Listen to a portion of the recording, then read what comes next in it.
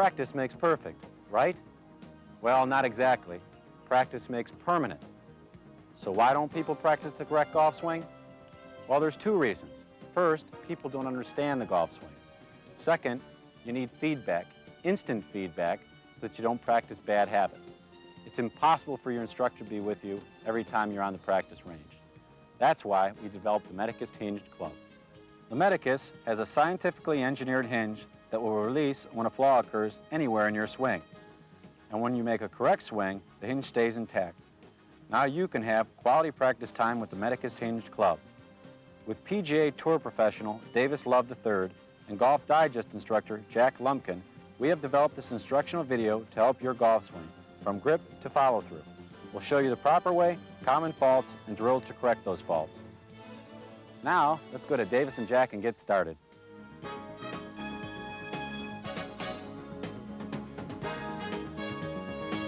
Davis, how about showing us your grip? Okay.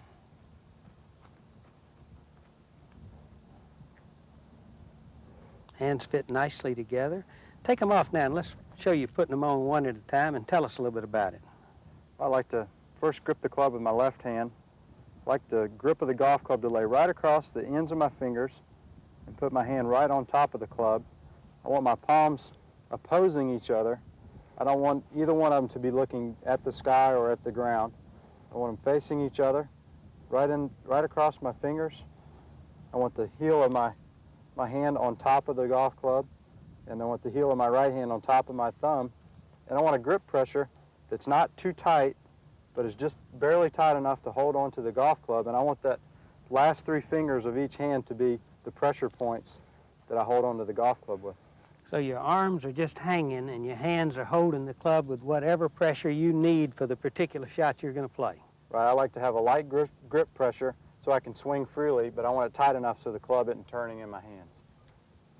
Let me jump in there and show some variations of correct grips that might help. I like to grip the golf club with my left arm just hanging right by my side and the club resting on the ground. My arm hanging very naturally. When I put it on, that allows my left hand to go on so the thumb's on the top right side of the club, just maybe about 1 o'clock. From there, I can usually see two knuckles, and when I bring the club up, I can place my right hand on as if I were shaking hands to the golf club. Now, you can use any one of these three types of grips. You could use the overlapping grip, which has the little finger of the right hand overlapping the index finger of the left. You could also interlock, where I have actually placed the two fingers that I was talking about joining so that they are interlocked with each other. In that position, the hands really shouldn't change. The club should still stay very much in the fingers of the right hand. Or I could actually just slip my hand down and have a 10-fingered grip, where sometimes called the baseball grip, but I like the 10-fingered grip, where the hands are just very close together, but yet not at all overlapping or interlocked. From that position, when you look, you really can't tell which grip I might be using from where you're standing, but all of those would be correct grips.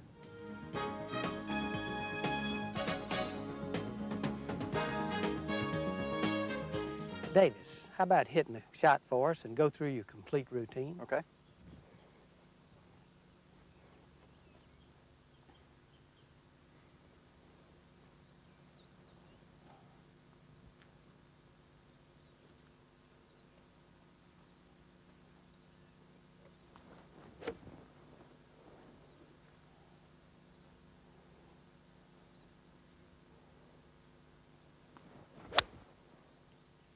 Great swing. Thank you.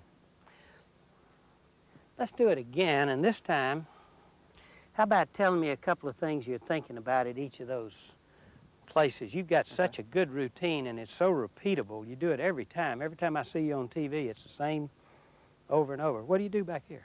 Well, the first thing I try to do is picture my shot. I want to visualize what I'm going to try to do with the golf ball and make a decision if I'm going to hit a draw or a fade or a high or a low or whatever the shot I'm going to try to play, and I try to get that pictured in my mind and make my decision right here.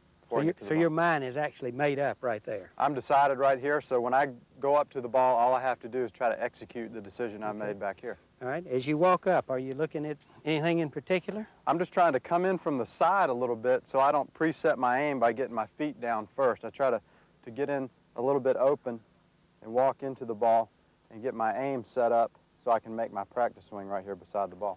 Your practice swing, it seems like it's almost exactly the same as your regular swing. Right, I'm trying to make a practice swing that's in relation to the decision I made back here. I want to make a swing that I'm going to try to copy when I put the club behind the golf ball. Okay. Go ahead and do it. Now I just step into the golf ball and try to copy that practice swing I just made and hit the same shot that I've been deciding on all the way through my routine. You got such great rhythm when you do that too. Your practice swing and your regular swing look almost exactly the same every time. Right, you try to make a practice swing and you try to make it worthwhile. That's why we call it a practice swing, because you're practicing for the shot you're getting ready to hit. Mm-hmm. So I'm going to make one, if I'm going to make a draw shot, I'll make a draw practice swing and then step in and try to copy the same thing with the ball so I get some rhythm going. I know a lot of times when we practice, we put some clubs down. Let's put a couple of clubs on the ground. Right. So we can work on our setup just a little bit and look at your posture. We'll aim out there toward that yellow flag. Put that down for the target line, and this one down at perpendicular for ball position and to help you get square. Now go ahead and walk in there if you don't mind, and you don't need to go through your practice swing this time. Let's just examine your setup. The golf ball is about 2 or 3 inches, 2.5 inches behind your left heel. Your arms are hanging nicely down. Ball's just a little left of your face. Your posture looks very comfortable. Looks like your weight's more on the balls of your feet. Right. Slight knee flex. Back's nice and straight, arms hanging. Does it feel as comfortable as it looks? It has. Through a lot of work, I've gotten into a comfortable setup, and I think the main thing about my setup is I'm balanced. I don't have too much knee flex. I don't have too much bend from the waist. As you said, my arms are hanging straight down. And I think if you get set up good on the middle of your feet and with a little bend on your knees, just like you're shooting a foul shot or you're ready to play defense in basketball, you're nice and balanced. You can move any direction. I try to hang my arms straight down from there, and then I can make a circle with my golf swing. Yeah. But, you know, when you're that well balanced, you seem like you stay so nicely on your feet, which is what I like. Right. I feel like the main thing I want to do in my golf swing is have rhythm. And you can't have rhythm if you're not set up correctly and you're not in good balance at the setup. Very good setup. Thank you, Davis. Thank you. Did it.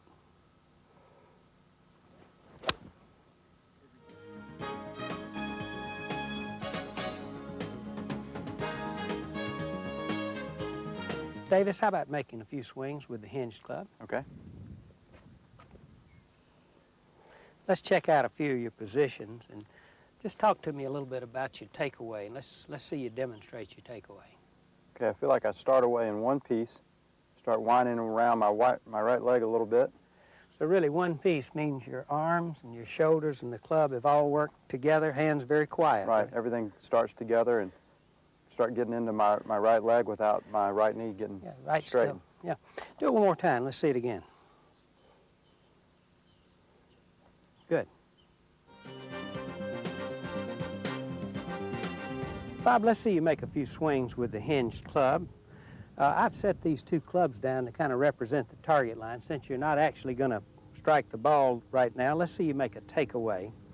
And how about taking it away too much with your hands this time? Let's see what happens. That club breaks really quick when your hands go like that. Another fault I see a lot of people doing is they get real tight with their grip and they go real fast and almost leave the club head there. See, it breaks a different way when you do that. Now let's see if you can get it more together with your hands, arms, club, and shoulders working in one piece. Nice and smooth takeaway. Good. Feel the weight getting into that right leg as you do that. There you go. I think that's really important that you get set early into your right leg. Good.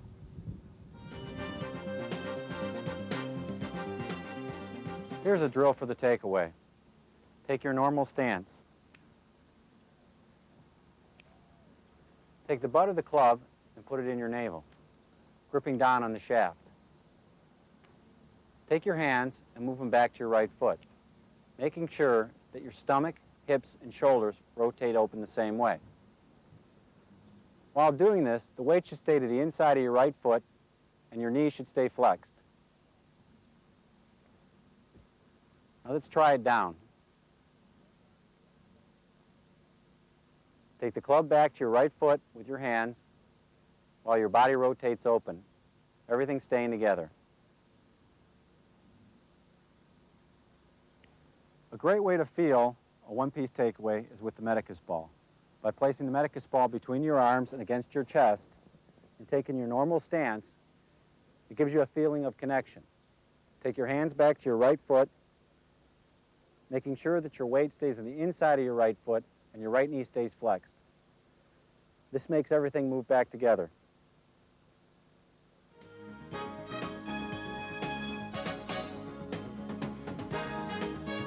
Davis, let's now take the club back to where you get the toe up in the air when it first gets level with the ground. Okay.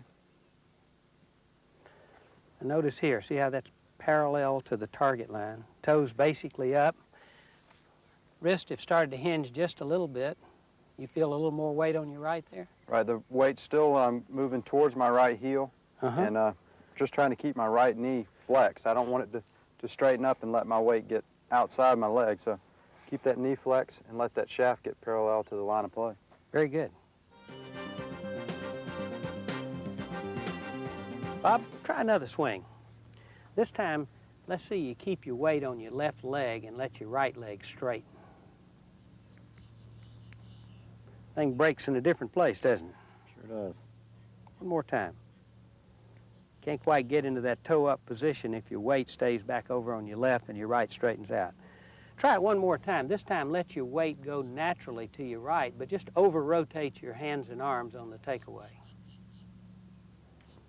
Club breaks back behind you, doesn't it? Mm-hmm. Okay, one more time. Let's see, feel that again.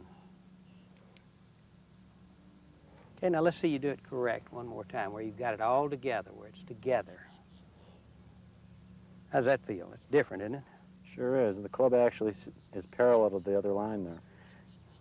Well, it seems to be in balance and parallel to the target line. You're right. Mm-hmm. Very good. One thing I've seen with people using the club is they try to cheat it. They try to over-rotate their hands initially, like this, and then move the club up, which isn't an actual move. And we want the people with the club to actually go through each step so that they get the feel of actually what the golf swing should happen like. Yeah, that's very good. Very good. A great way of feeling connection as we move into the toe-up position is with the Medicus connector. What we mean by connection is that the arms move in unison with the upper body. By placing the Medicus connector underneath your left arm and taking your normal stance, practice moving the club into the toe-up position, making sure the toe points towards the sky.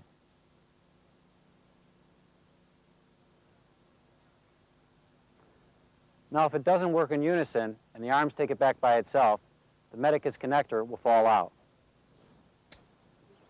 Here's a way of working on the toe-up position. Take your normal stance, letting your hands hang down palm to palm. Take your right hand and put it behind your back. Now pretend like you're moving back to shake somebody's hand, keeping your weight on the inside of your right foot and your right knee flexed.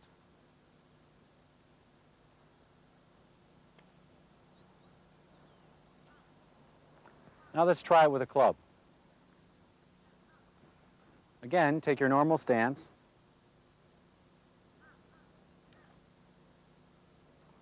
Let go of it with your right hand and take it back like you're shaking somebody's hand, keeping your weight on the inside of your right foot and your right leg flexed.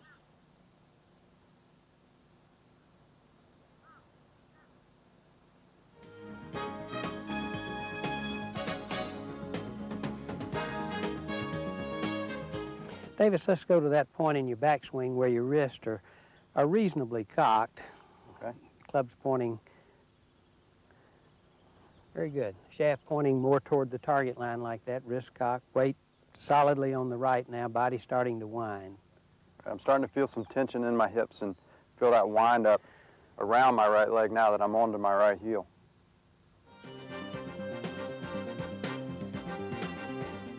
Bob, now let's see this time your arms leave your body, kind of get disconnected where you get way too wide on the takeaway. See how the club head just stays behind like that. It just Right. breaks downward toward the ball. All right, let's see you do it this time where you get it off plane. Get the butt of the club pointing back behind you almost and let your right elbow fly. See how it's kind of out in front of you and it just droops down like that. Yeah. Now let's see you take it back this time where you get the golf club cocked in plane where the butt of the club is pointing more nearly to the target line. That feels more correct, doesn't it? Right. Yeah. Okay, I like that.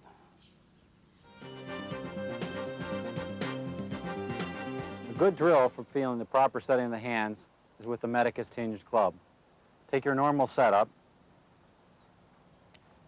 Now begin by hinging your hands upward. You'll know you do it right because if you don't, the club will break. Now continue that movement as your body rotates open until you get into a position that your left arm is parallel to the ground. From this point, you actually can hit shots. A good way of checking hand positions is with 3 clubs. Take one club and place it behind the ball in line with the target. Take the other 2 clubs and put them grip to grip and take your normal stance. Now take the club back, working on the previous positions we've gone through.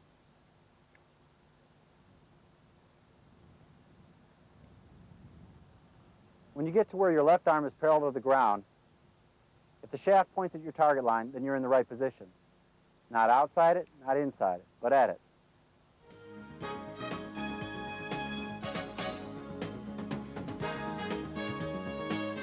Davis, let's see you make your normal full backswing for a 5-iron.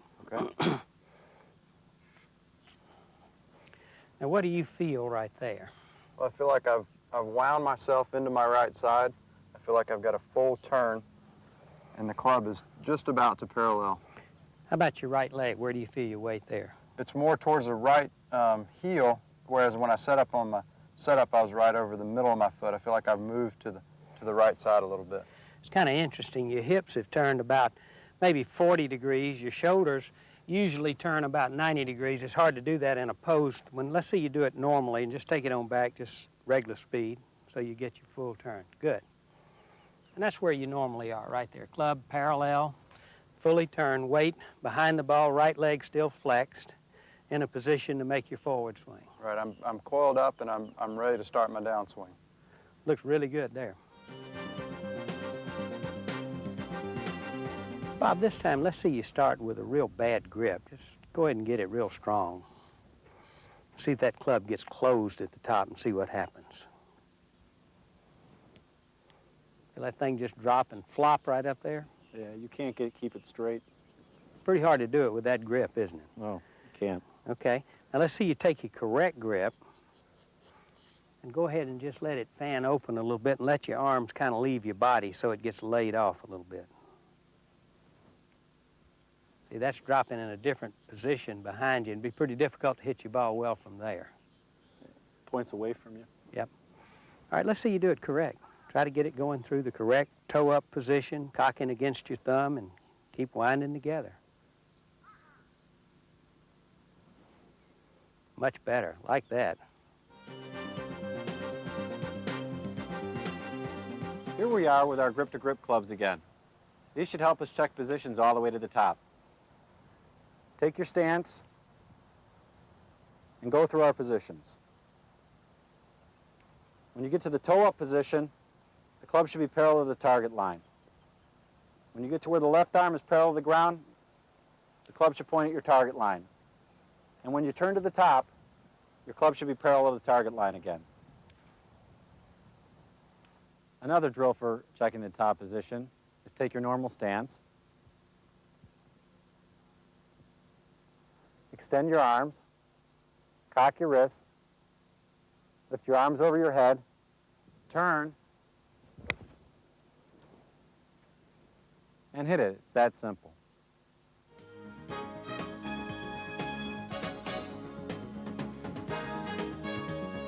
Davis, let's see you make a backswing and show me your first move down and then just stop right after your first move. Now, what do you feel happening there? Well, I've wound myself up in the backswing onto my right leg and my right heel, and now I feel like from the ground up, I'm starting to unwind. Take it back one more time. All right, now let's see. I'm going to put my left heel back on the ground, and with my left leg and left hip, I'm going to start unwinding from the top. Try to pull the club down right on the path that it went back on, and let my left side lead me back down to the ball. Okay. Do it one more time now. Just slowly. So you start it down by planting your left foot and letting your left knee go forward to start the unwinding process. Pulling the club down on plane. And I think that's the key word there, pulling it down from the top rather than throwing it from the top. Very good. Bob, let's try it from the top this time. Make me a backswing. Now start this one down just with your hands like the casters do. See, when you throw that club like that, that baby's going to hinge every time. All right, try it again. This time, let's see you start down with an over-the-top move with your upper body. You'll throw it from there, and that thing will hinge very early. Now, let's see you try it correct this time. Get to the proper position at the top.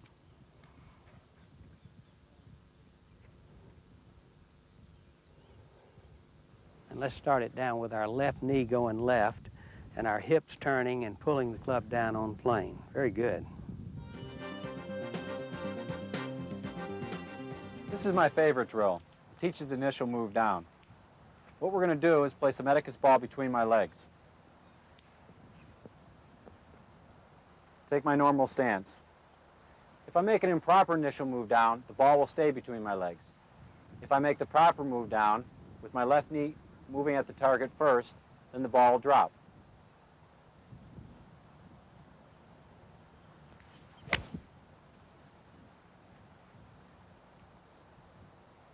That's really helped me with the initial move down.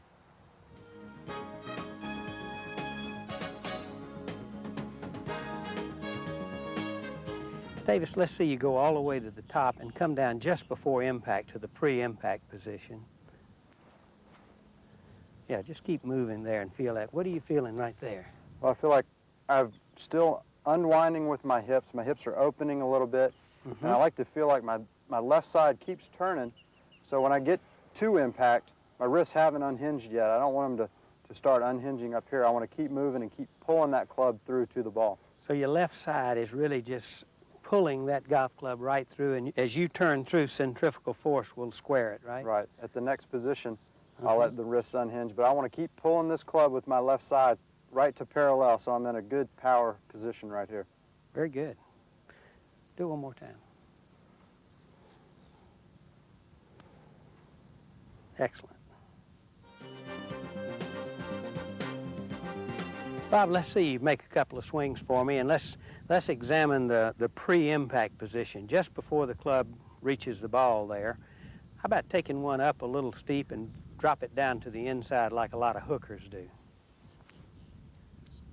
If that club gets off plane like that, the force is in the wrong direction, that thing will hinge every time. Now show me the outside in classic throw slicer. No way that club would keep from breaking there. All right, let's see you try it this time more correctly, where you get it coming down on plane and stop it down there somewhere just before impact. See how the club is still cocked right there and hasn't actually released. Very good.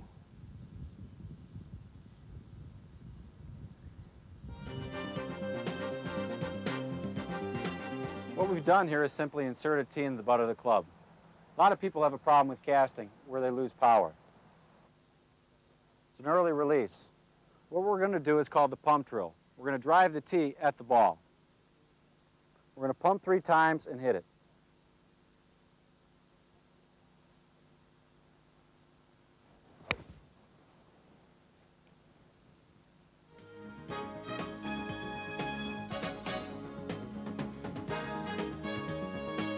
Davis, make me a slow swing and stop at impact, if you would, Okay. please. Now, actually, at impact, you'd be probably a little more there. The club would be a little more there. That's about where you normally are in all the photos I've examined, where your hands are just fractionally ahead. Weight's definitely moving left and turning left. It's turning left onto my left heel. Mm-hmm. I've gone from the right heel across the middle of my feet now to my left heel, and I feel like my hips have almost completely cleared, and now my shoulders are starting to clear as the club unhinges and squares up to the ball. Now I feel like from the rest of my swing, my shoulders are going to be clearing.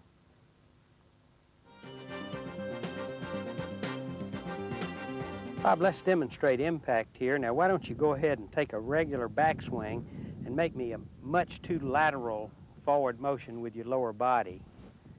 See, when people do that, most of the time they have to use their hands to catch up. They have to play catch up with the club.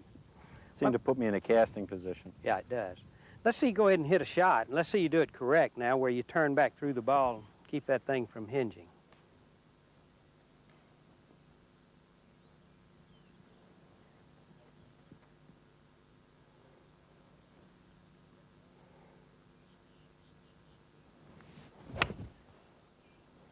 Great balance, good swing.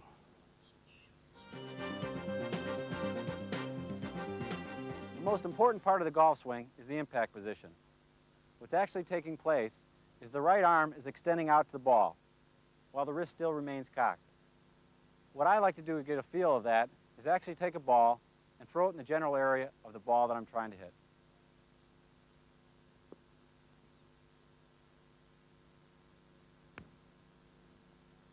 Another drill that I like to do that lets me feel the straightening of the right arm is hitting balls with just one arm.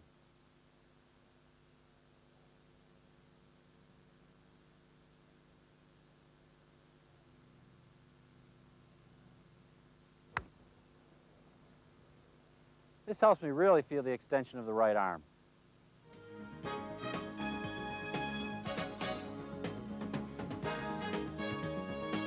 Davis, let's check your position post-impact, where your club first gets back over there about level with the ground again.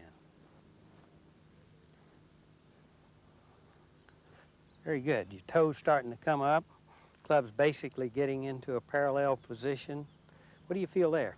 Well, I feel like I'm keeping the club right in front of me, never letting it get past my body, and certainly don't want it to stay behind. So I feel like the club will stay square, the toe will be up. By now, all your weight's on your left side, just about, Yeah, isn't it's it? just about all on my left side. I feel like I'm really wound around my left leg now, and I feel like I've really cleared with my shoulders as far as I need to go. Okay. Do it one more time and be as realistic as you can as far as looking at the ball and everything. Good. Bob, let's see you show us a couple of the post-impact positions, a couple of the common faults. Why don't you block the first one, where your body and your arms stop right after impact? See how the club head just keeps flipping on by like that? All right, try it one time where the body stops and the arms and hands rotate very much around your body. That over-rotation also breaks it. Right. All right, now let's try it one time where you just make a normal swing going through and allow the club to pass through the toe-up position to a normal follow-through.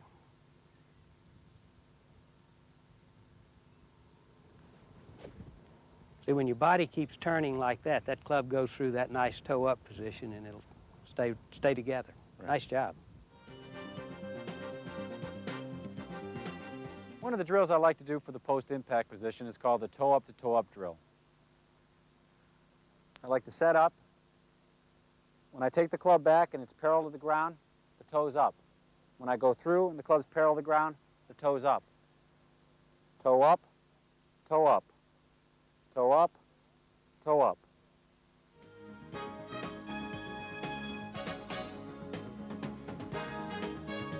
Davis, let's see you make your normal swing and just hold your finish. Okay, Jack. I've always admired your finish because it's so relaxed, and I think probably it's because you've released all the energy you've built up in the swing. Right, I've put all that energy into the golf ball, and I've just naturally swung to a comfortable position at the finish of my swing. And I feel like if you make a good balanced golf swing, you can have a good balanced finish. And if you've used up all your energy at the bottom of your swing, you can hold your finish in a nice, comfortable position. Notice how your right shoulder's turned past your left, your hips are facing the target, and your weight is solidly on your left side. Right, I've swung through the ball, I've kept turning all the way through to my finish, and everything is turned as far as it can turn, right to the end.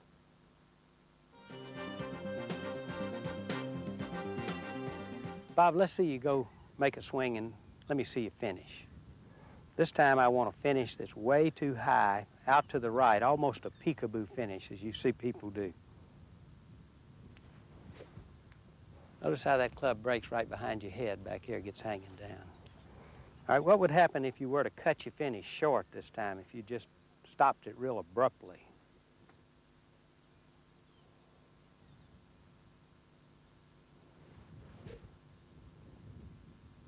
Okay, now let's see if you can just keep it in plane and keep it turning right on around your body and just stay together to a nice full finish.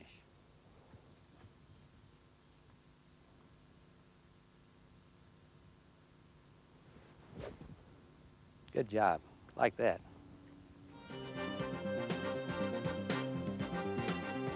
A good way I like to check my finish position is simply by taking my stance, taking the club and place it on my left shoulder, finishing my turn, and lifting the club up.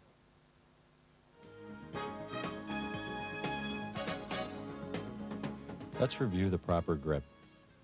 In the left hand, the club runs under the muscular pad of the palm across the top joint of the index finger. When the index finger is placed over shaft, it should form a trigger-like position. In the right hand, the shaft runs across the base of the fingers at a slight angle. There are 3 types of grips: overlap, interlock, and the 10-finger. The most commonly used grip is the Vardon overlap grip, in which the little finger of the right hand overlaps between the index and the second finger of the left hand. A small gap is formed between the index finger of the middle finger of both hands. Most of the grip pressure comes from the last 3 fingers of the left hand and the index finger of the right hand. Palms are facing each other and turned slightly to the right so that the V's formed between the thumb and the index finger of both hands are pointing at your right eye. Left thumb is extended down the shaft slightly to the right of center. The lifeline of the right palm is positioned directly on the top of the left thumb. The right thumb sets on top of the shaft, slightly left of center.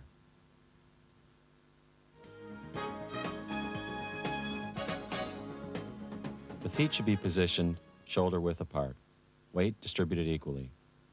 Right foot turned outward 5 degrees to 10 degrees. Left foot turned outward 20 degrees to 30 degrees. Ball position inside left heel.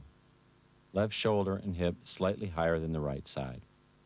Feet, knees, hips, and shoulders parallel to the target line. Knees flexed, back straight, bending at the hips in a semi-sitting position. Arms hang naturally with hands positioned directly below chin. Elbows point at hips. The takeaway is simply rotating your hips slowly to the right, allowing hands, arms, and shoulders to move away in one piece. The one-piece takeaway continues until your hands are directly above the tip of your right foot.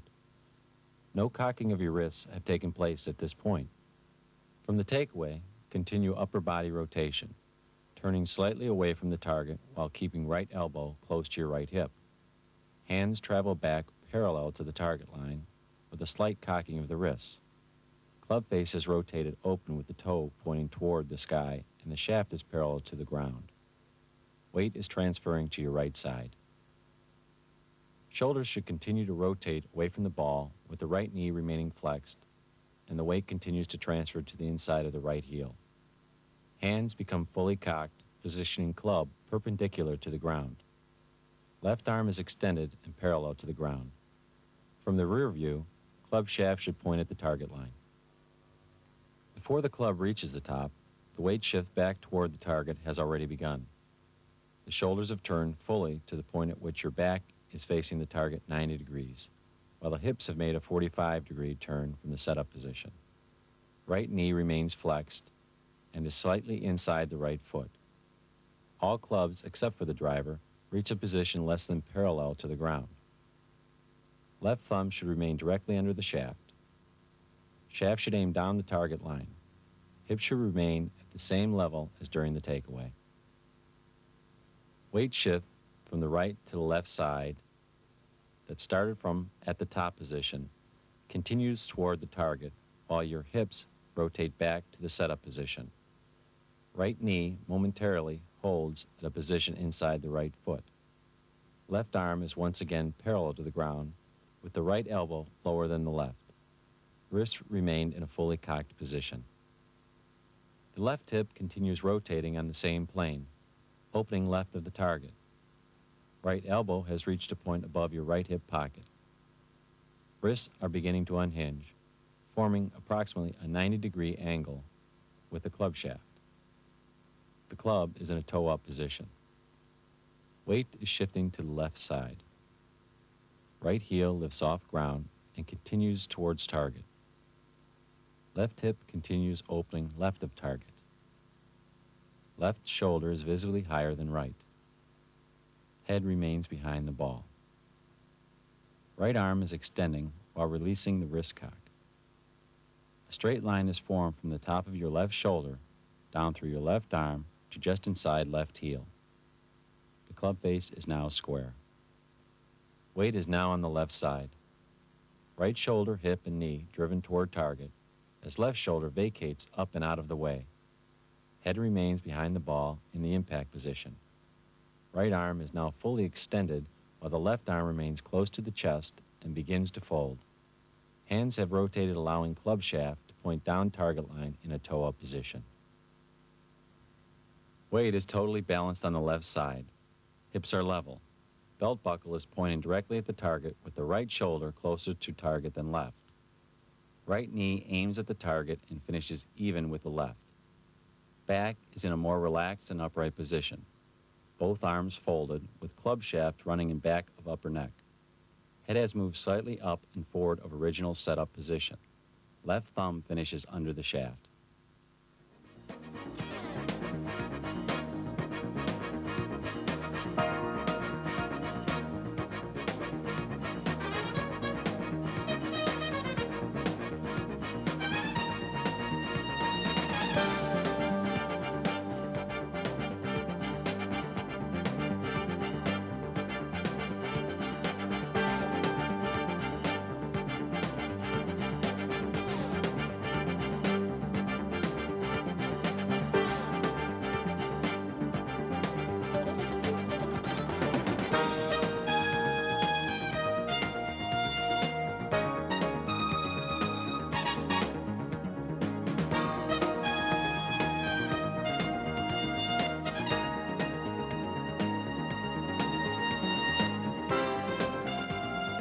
Well, Jack, we've covered a lot of golf information today, and it seems to all flow around quality practice time. Bob, you know, most golfers would be amazed at how much they would improve with 15 or 20 minutes a day of really good practice at home without a golf ball. They could swing in front of a mirror or a window using the hinged club, and they get instant feedback from both the reflection or their picture or this club breaking if they're doing it incorrectly. I think that would really help them when they got out to the golf course. Davis, how do you practice when you're out on the range? Well, I try to hit balls on the range thinking about nothing but hitting balls to targets. I don't want to think about my swing or my technique or my positions when I'm interested in a ball ending up at a target. So that's one thing I think people can learn from the Medicus Hinge Club is that they can make a golf swing and get instant feedback without thinking about their swing and not thinking about their technique. And then when they go to the golf course, their swing's going to be that much better. Well, Davis, I'd like to thank you for being with us today. Thank you, Bob. And also you, Jack, Thank you, Bob. and Enjoyed it. continued success in your careers. Thank you.